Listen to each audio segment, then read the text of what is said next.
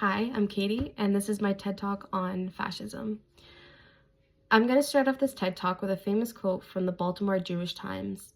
"The history of man is the history of crimes, and history can repeat. So information is a defense. Through this we must build a defense against repetition." History has brought us thousands of different types of governments, some for better, some for worse, but the whole idea about learning of history is to ensure that we don't make the same mistakes as our grandparents and great-grandparents before us. I want to start off this conversation with a definition of what fascism is according to the Webster Dictionary. Fascism, a populist political philosophy movement or regime that exalts national and often race above individual, that associates with a centralized autocratic government headed by a dictatorial leader, and that is characterized by several economic and social regimentations, and by a forcibly suppression of opposition. A lot of words, I know. But what it really boils down to is a far-right government that is built on the backs of shame, dissatisfaction, and fear, amongst others. If we look through history, the most famous example of a fascist government is Nazi Germany. I'm sure by now in our educational career, we have heard this hundreds of times. But if we truly look back and analyze, we can learn a lot about human behavior, we can learn about the signs of fascism, and most importantly, we can learn how to prevent such atrocities from happening again. So, what are the characteristics of fascism? There's usually give or take 14 characteristics to look for when you're trying to identify a fascist government. I am using the 14 characteristics of fascism by Lawrence Brett to give an example of what this can look like in the sense of Nazi Germany. A powerful and continuing nationalism. What does this look like? This looks like the Nazi flag being flown all over Germany. This can also be seen as a clothing item that a group of people wear in support of a political figure or political ideology. Disdain for recognition of human rights. This comes back to fear. We had talked about how fascism, the people under fascism, they have a lot of fear harbored up, and they're very fearful of an enemy, and people will overlook almost anything in search of stability and safety. 3, the identification of enemies, scapegoats as an underlying cause. The most famous example of this is the Jewish people. As we know, the German government under Nazism blamed pretty much all the problems that they were having on Jewish people, as well as other minorities, but it was most famously the Jewish people. The supremacy of the military. And I'm going to use the example that Lawrence used. He stated, even when there is a widespread domestic problems, the military is given a disproportionate amount of government funding, and domestic agents is neglected. Soldiers in the military service is glamorized, and in the sense of Nazi Germany, we really see this in the ideals of the Aryan race, where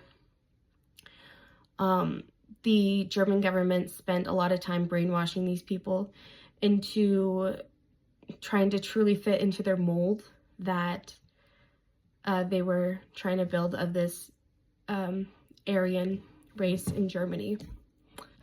5, rampant sexism. So fascist government praises social structure of traditional families, and this goes way up to the government. So when you look at a government being run by fascists, a majority of the high-ranking officials are going to be men. It really focuses on the idea of father on top, mother, and then the children. And you see this through pretty much all forms of indoctrination or propaganda. during this time period. And then you also see the rates of homophobia rising. During this time period, Berlin had a very large gay community. And as we know, homosexuals were sent to concentration camps. And as a part of that, many other forms of people who weren't considered, I'm going to use a direct quote, they were considered useless eaters. So that includes also like disabled people and children. And then controlling of mass media. And of course they controlled the newspapers and other forms of news. But this also was the elimination of free speech. A famous example of this is Sophie Scholl and her brother Hans with their friend Christopher Probst, who were killed because they were distributed anti-Nazi leaflets at their college. They were executed via guillotine, and they are now memorialized. 7, the obsession with national security. Fear is what really emboldens fascism. So if they can keep their people scared, then they can keep them under control. And if they, and this is when they find those people to scapegoat, going back to that. They want national security because, well, they want to seem like there's such a big national security threat, again, to keep these people in line. 8, religion and government are intertwined. This means that religion is being used to persuade government decisions. And we really see this with the camps, not like the concentration camps, but children and young women were sent to like summer camps, and they were taught to be women of faith and to really live into that Aryan style of living. 9, corporate power is unprotected. The famous example of this is Schindler.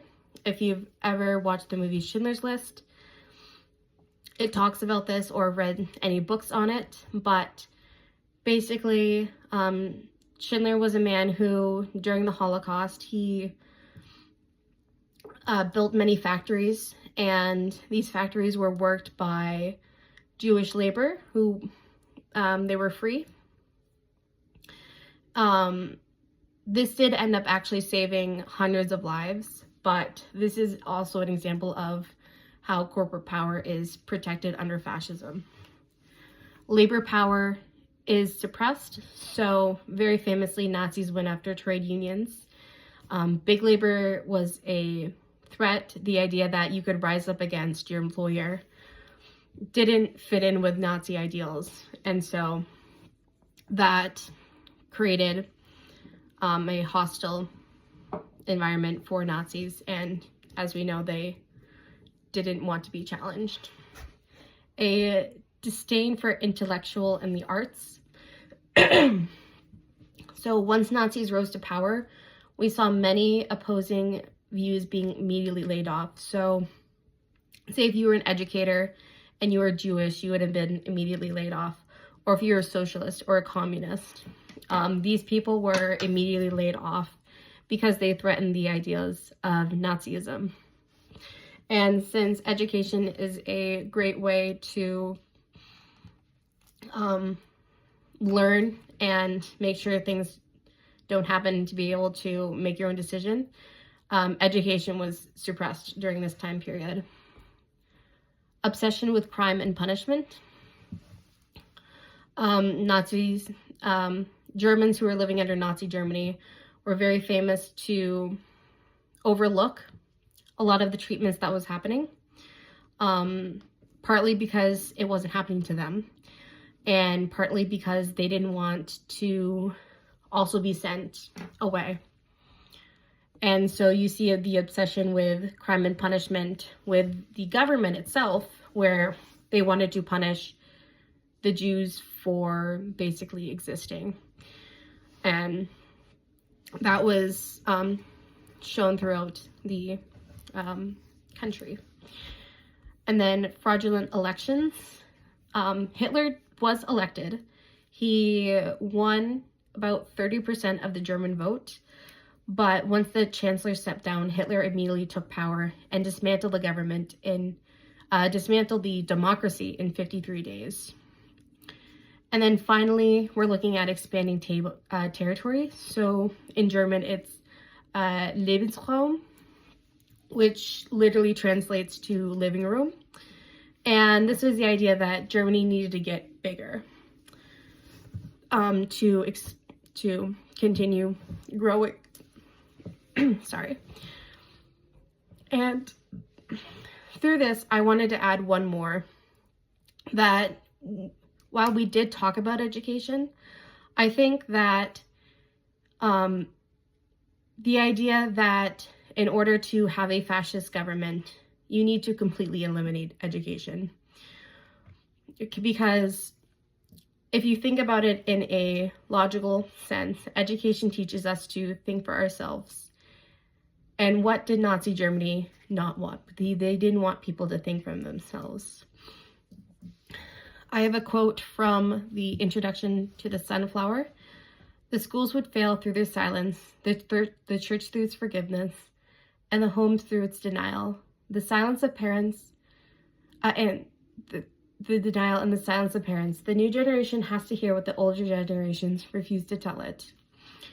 Nazis didn't believe in teaching facts. They wanted to teach their ideology. They wanted to brainwash their citizens. And in order to do this successfully, they hijacked education. They started with children. And you really see this in the curriculums that these kids were being taught.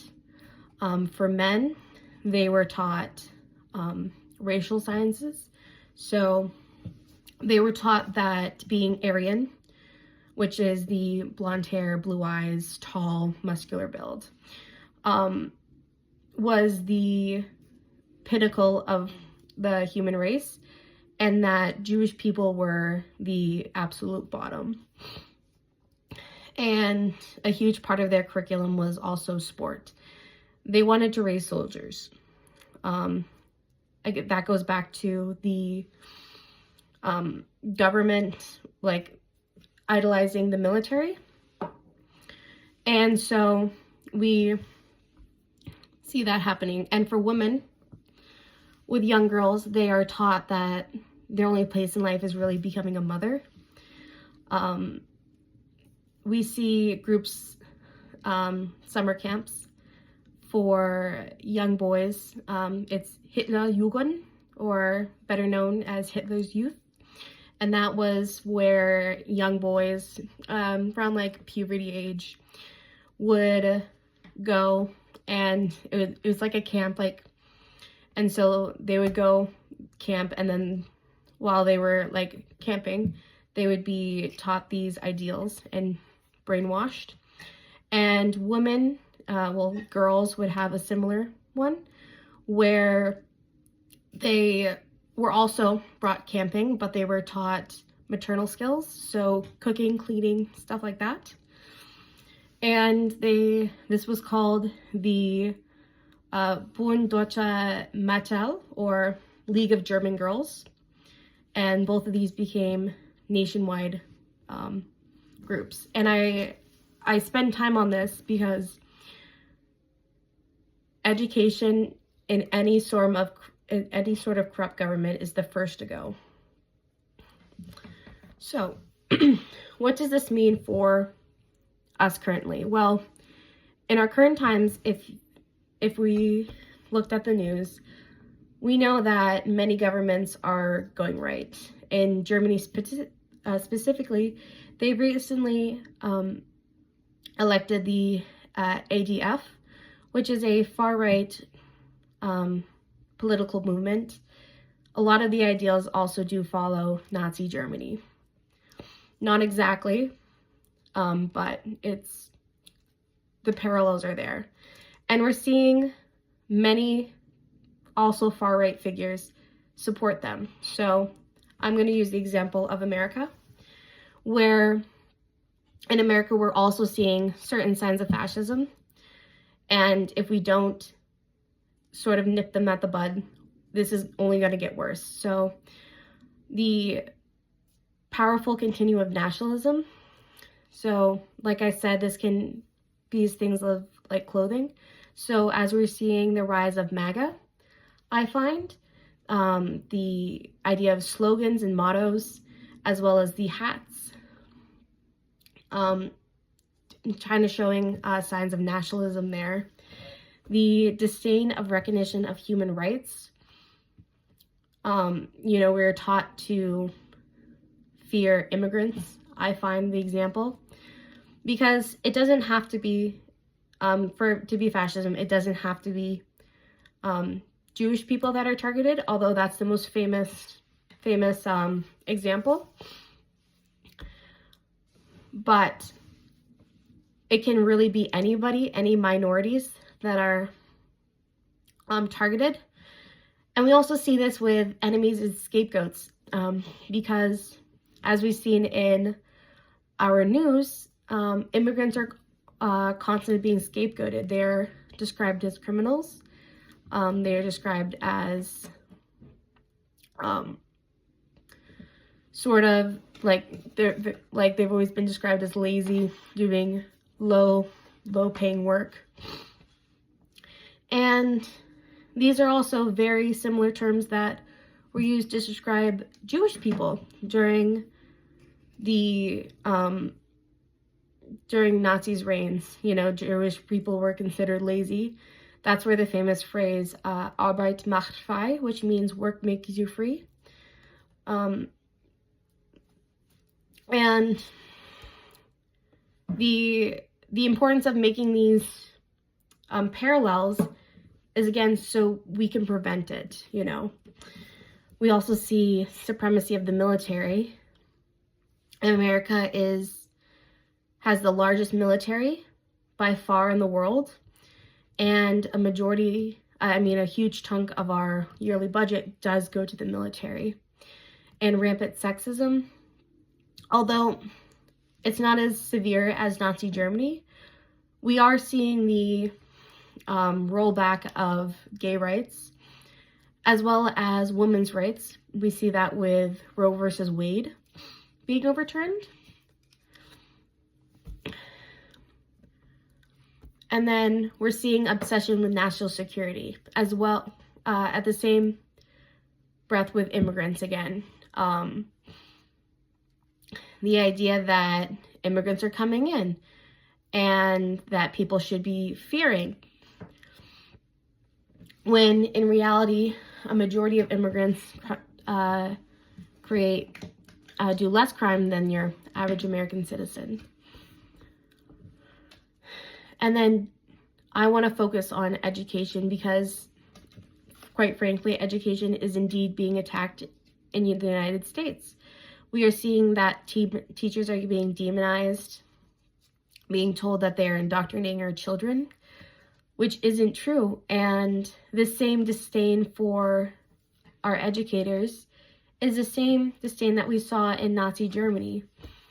We're also seeing that people are wanting to suppress education, so not teach the full truth, to quote unquote whitewash it, which is it's suppression of facts. It's without knowing the full details, one can't make an informed decision.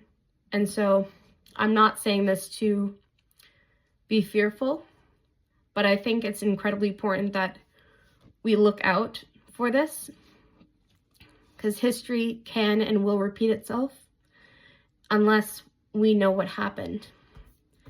And I'll leave you with a quote that is at the end of the Holocaust Museum in Washington. At first they came for the socialists, and I did not speak out because I was not a socialist. And then they came for the trade unionists, and I did not speak out because I was not a trade unionist. And then they came for the Jews, and I did not speak out because I was not Jewish. And then they came for me, and there was no one left to speak for me. Martin Niemöller. Thank you for your time.